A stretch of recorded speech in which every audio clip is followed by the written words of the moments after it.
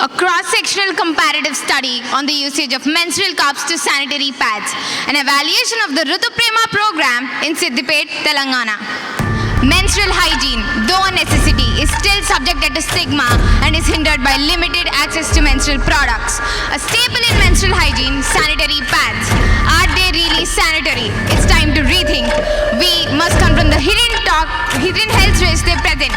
From bacterial vaginosis to allergic reactions, the consequences are alarming. They can compromise comfort and lead to leakage, causing further distress. Soiled sanitary pads are often flushed, burned, or thrown in the trash.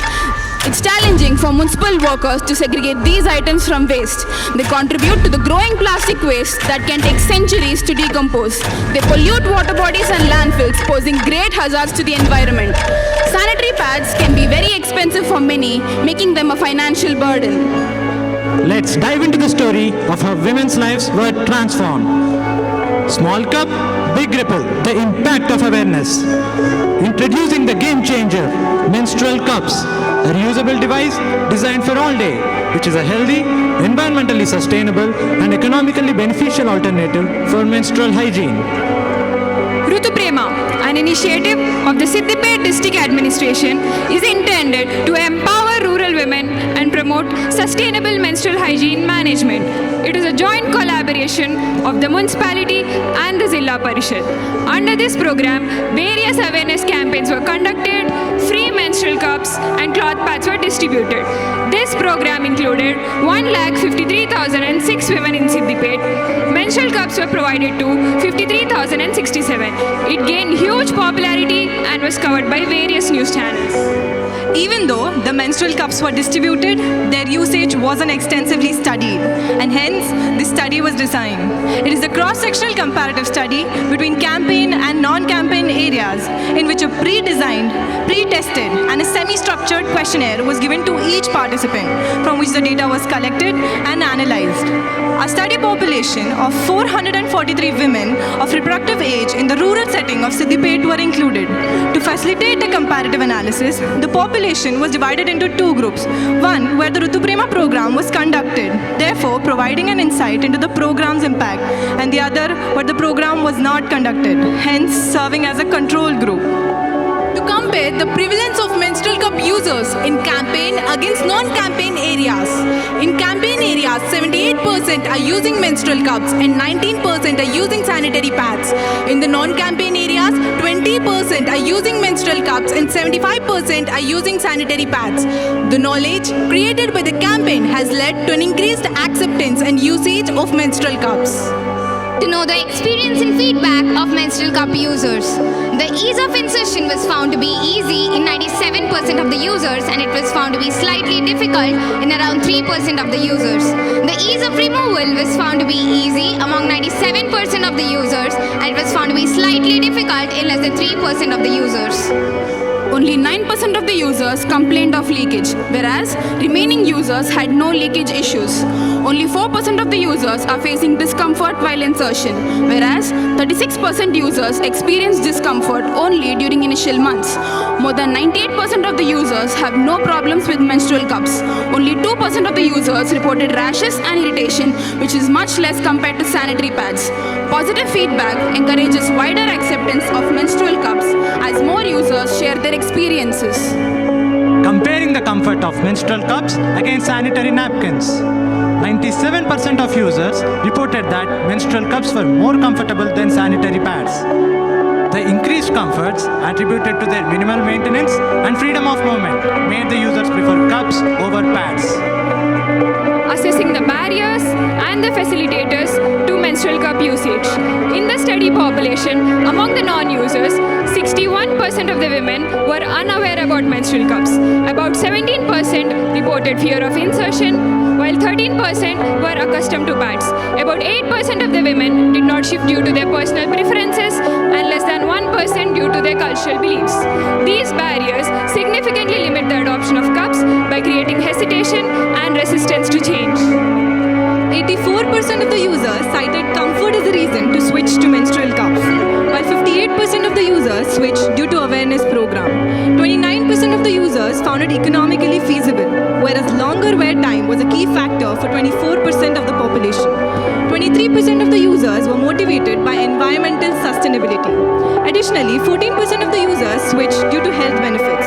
All of these facilitators make it more appealing for the women to switch to menstrual cups. Assessing the potential environmental benefits. From our study, we found that on an average, a woman bleeds 4 days a month and uses 3 pads per day, which adds up to 144 pads per year. Therefore, a woman would be using 5,040 pads throughout her life, which would be generating 10 kilograms of non-biodegradable plastic. On the other hand, menstrual cup lasts 5 to 10 years, significantly reducing waste. Assessing the economic benefits. According to a study, on an average, a woman spends 76 rupees on sanitary napkins every month. That is 32,000 rupees in her entire lifetime. In contrast, a woman would be spending 300 to 400 rupees on menstrual cups for every 5 to 7 years. That is 2,100 to 2,800 rupees on menstrual cups in her entire lifetime. Although the cost of menstrual cups is higher, they can be used for several years, making it affordable in the long run. The study concludes that the program successfully created awareness about menstrual cups, leading to a significant shift from disposables. As we have seen earlier, our findings show that 61% of the pad users were not using menstrual cups due to a lack of awareness. Hence, by increasing awareness, we can significantly increase the proportion of menstrual cup users. Most users reported improved comfort and a better understanding of the health, environment, and cost benefits of menstrual cups. In the non-campaigned areas, 20% have adopted menstrual cups solely through word of mouth and mass media, highlighting the potential for even greater impact through a larger scale awareness effort. Promoting the awareness of menstrual cups can enhance menstrual health by reducing infections and promoting hygiene. Educating the people on their comfort, long-term cost savings, and sustainability can encourage the shift from disposables. Increased familiarity will make the transition to menstrual cups much smoother and more convenient. Rutu Prema campaign promotes individual well-being and paves the way for larger initiatives. Offering menstrual cups as part of such initiatives through the government and the NGOs enhances public health. Many women still hesitate to talk about menstrual cups due to the stigma surrounding menstrual health. To address this, we have developed a menstrual health chatbot. It is a discreet and user-friendly solution that answers all your questions without compromising your privacy. This chatbot was designed based on frequently asked questions by women and provides answers that are reviewed and approved by a certified gynecologist. The responses are written in simple and clear language, making it easy for anyone to understand. This bot is our initiative in making your menstrual health journey smoother and more informed, thus offering reliable support. Let's inspire others with the message that a small cup can set off a cascade of change, proving that the tiniest actions can create monumental ripples. Take home message. References. Thank you.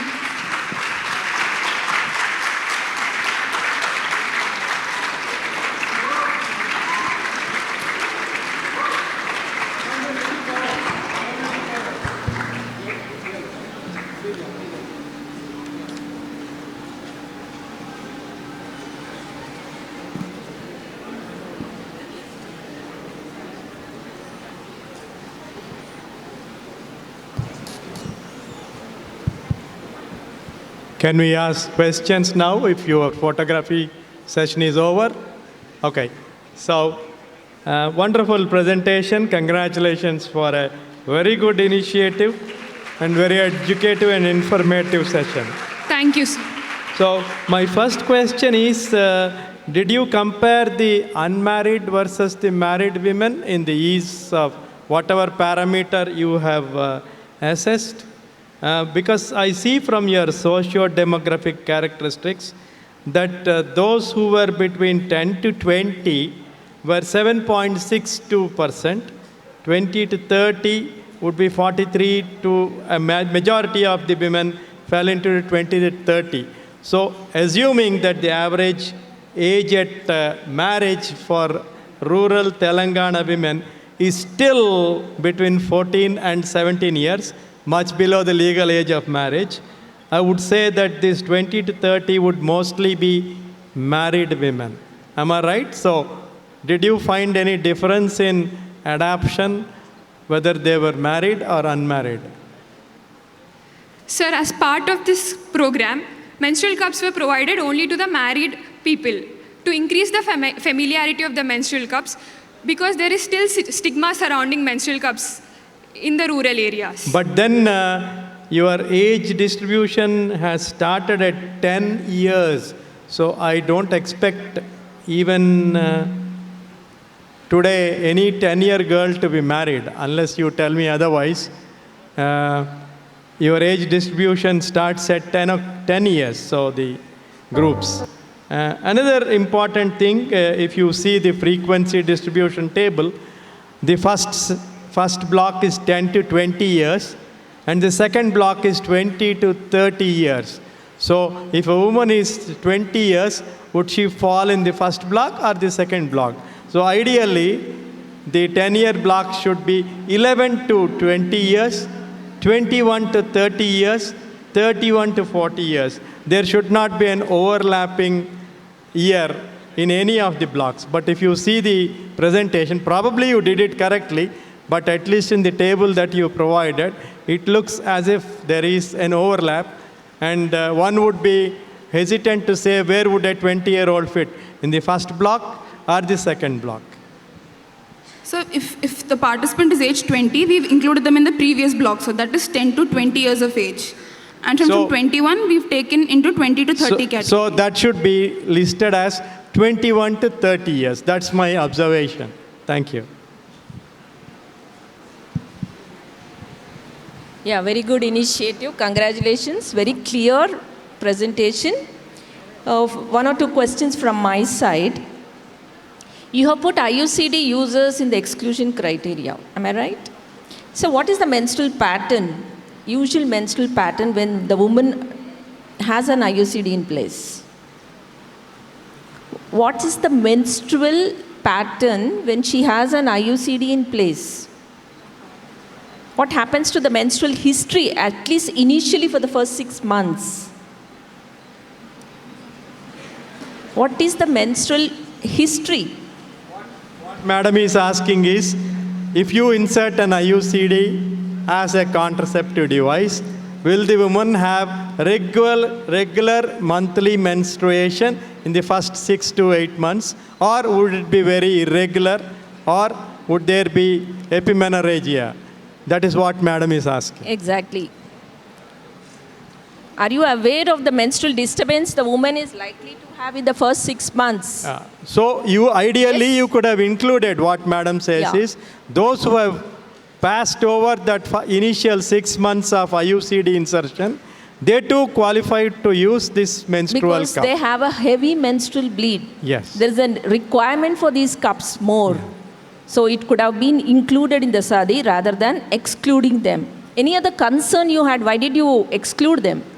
We have added IUDs in the exclusion criteria because in a study, it was seen that in 20% cases, there was relapse of IUDs when menstrual cups were inserted due to the negative pressure created. This can be prevented by following some measures like breaking the seal properly, using IUDs with short strings, but awareness regarding this is not completely there in the rural areas. You should have included and then you should have compared whether that statement was right or wrong, because you had a great opportunity. You had women on this group. How many women did you have in this group? How many women did you have in this group with IUCD? We found no women with IUDs, ma'am. No women in the IUD No, group. That means the contraceptive usage is much less. No, they didn't include any woman with IUD into the group. But you must have come across some women, no, where you have excluded. So how many women with IUD would have been excluded? That is what Madam is asking from participation in this study.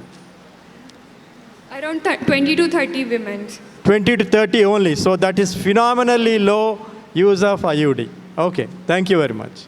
But you could have included and then just compared and seen, because there is a requirement of these cups in those women, especially in the first 6 to 8 months? The reason why Madam is saying that is very simple. IUD is a very effective spacing between pregnancies. Okay, so if you say use the menstrual cup, but we have not tested in IUD women, then women will opt to go for the menstrual cup and not go for the IUD, which goes against the original policy of spacing pregnancies. Did you understand? So we should not go about something which is already established for the past 30, 40 years or 3 or 4 decades, which is very successful. So you should have complemented, that's what Madam is saying, that if you had proposed this to women who are beyond the initial 5 to 6 months where there was menorrhagia, so those women would have benefited, then you would say this is in addition, you can still use it even if you have an IUD. So more women will start using even if they have an IUD.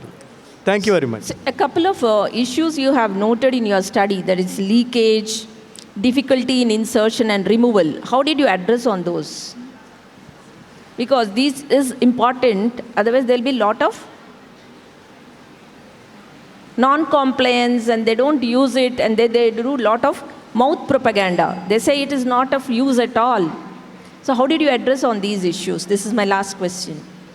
When the awareness was spread, people were clearly explained on how to insert and remove menstrual cups. And once some people started using, they advocated it to their colleagues. And also, water-based lubricants were advised to make the insertion process more easier. Yes, ma'am, thank you. I'd like to add, ma'am, in initial months, 36% of the users experienced discomfort, which significantly got reduced after familiarity. It got reduced to 4%. And the 4%, it might be due to improper placement of the cup, which might not create a proper vacuum seal. Leaving it to the peer group, you should have educated them more, supervised them more, rather than leaving it to the other coding partners or the population themselves. How about the leakage? Ma'am, they are supervised. There's an app called Rutuprema app, in which if any problem is reported, the authorities look after it. Ma'am, the Rutuprema organizers, ASHA workers and the doctors included in the program. You never supervised or you never cleared their doubts. You didn't get involved. We advised them on certain things after collecting the data, ma'am, in the process. Okay, so anyhow, I would again like to congratulate you people. Fantastic job. Now, one question is, what was your objective? Did you want to? Did you wish to compare those people, the use of this device where awareness campaign were done and where they were not done? Was that the objective, or the efficacy of this device, was that the objective? Question number one. Because your objective should be very clear, because you mentioned that you wanted to see the difference in the usage in those who underwent the awareness program vis-a-vis those who did not have an awareness program. The efficacy was not the primary objective. So that is question number one. The first thing is, how did you arrive at the sample size, and is it sufficiently powered to come to the conclusion which you have demonstrated? That's question number two. And did you take informed consent from the patient? You didn't show that. And was an ethical committee approval taken? You didn't show that either. So answer these 4 questions. The scientific content, excellent. I think the predecessors have already discussed. Ma'am, a primary objective was to see how the impact of awareness has brought a change in the usage of menstrual cups. And through that usage, how the usage has impacted women's lives. So the first objective we took was to compare how the menstrual cup usage is in both the areas where the campaign was conducted and not conducted, and how women respond to these menstrual cups. So how did you calculate the sample size? Ma'am, we took the formula n is equal to 4 pq by d square. We took prevalence as 50, as no previous studies were done on this program before. As per standard procedure, assuming 50% of the population is using menstrual cups, we took the prevalence as 50 and error as 5%. So you have taken that for the primary objective. You have kept that in mind and done. And what about the informed consent and EC approvals? They were taken? Yes, ma'am. We took informed consent from each participant. If a participant refused to comply to the interview, we didn't interview them. So how much was the biomedical waste and over the period of study time, what was the duration of the study? And the data collection, we did it over 1 week, ma'am. And the rest, we did it over the entire research, we did it in a span of 1 month. But don't you think that duration is very small to come to any reasonable conclusion? Fine, anyhow, it's a good effort and you have the things in place, but I think it should be an ongoing work to have some meaningful conclusion which can influence the policy. So thank you again. Excuse me. Yeah, I'm Dr. Rishi. It's well presented. Basically, I want to understand this. There is already a program started. From there, you have collected a sample. That's what your thing is, right? Yes, sir. So you did not go there and you ask them to do something.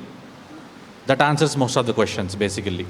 So that there is no such thing you have done where you have to go and explain something or you have to do intervene. Just you ask those people who are already in the program and who are not in the program. Yeah. So most of the questions will be answered there itself. So my question is, so whatever madam was asking that, why didn't you 1 week pattern, why? Because it's already a launched program. The program is taking place from 3 years, yes, where the awareness is spread. That's what I'm asking you. That's what I'm trying to clarify. It's already a launched program, so you just went in and took an interview. Yes. You did not do anything, intervention or anything like, just an interview you have done. So my question is, you have taken so much of samples, so that's okay, but none of them complained any of hazardous things or any complaints, allergies, reason for anything. There are so many causes, most of them don't use cup because of the same reason. Because you say 4 days, it's not fixed always. It can be overflow or underflow at the age of, and Indian scenario, infections are quite common. So definitely the chances will be very high and hygiene should be maintained and the cup should be washed regularly. All these things are included in the program, but how far they are maintaining it and why the dropout was there. Very few cases have dropped out because of the allergies. And what are the common reasons for dropout?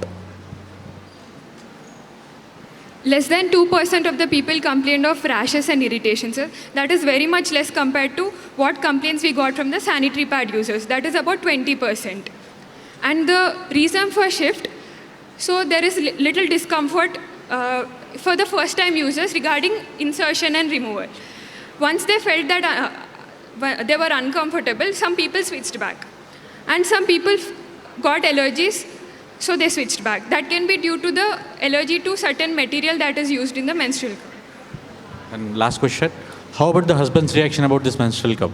Because of this, it's how much we call it as feminism, it's a patriarchy, and in villages, definitely it will be there. So were they agreed for these things? What about them? Because they have a lot of misconceptions, all these rubber tube insertions and even protections, whatever you use. So were they agreeing? What are the husband reactions? If you ask some question about that was not in the study, but if you ask something, can you give information on that? Sir, can you please repeat the question? Husband's reaction about using menstrual cup in the females.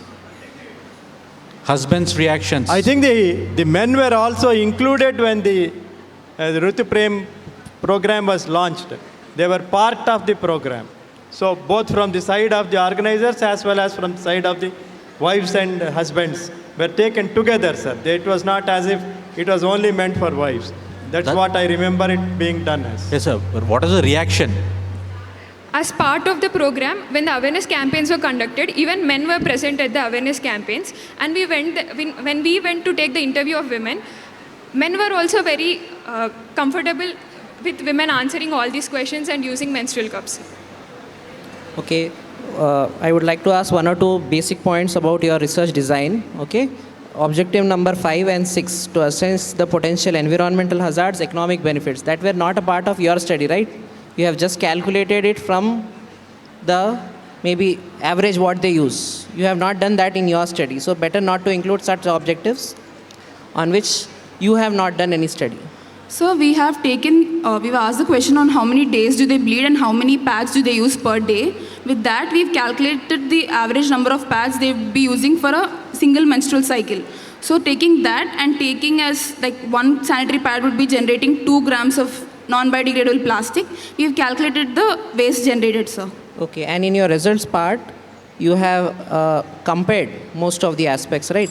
But there are no statistical tests to tell whether it is really any differences there between the two groups or not. Have you applied any statistical tests to validate your findings? Yes, sir. We've applied the chi-square test to see how much the awareness program has brought a difference. For our first objective, we found the p-value to be less than 0.05, which indicates that the Ritu Prema program made a significant difference in the proportion of menstrual cup users. For our third objective, that is comparing the comfort of sanitary pads to menstrual cups, we got the p-value to be greater than 0.05, which said that the Ritu Prema program didn't have an effect on the comfort levels. It was just the menstrual cup usage that had influenced the comfort levels of the cup users. Right, thank you. Thank you, sir.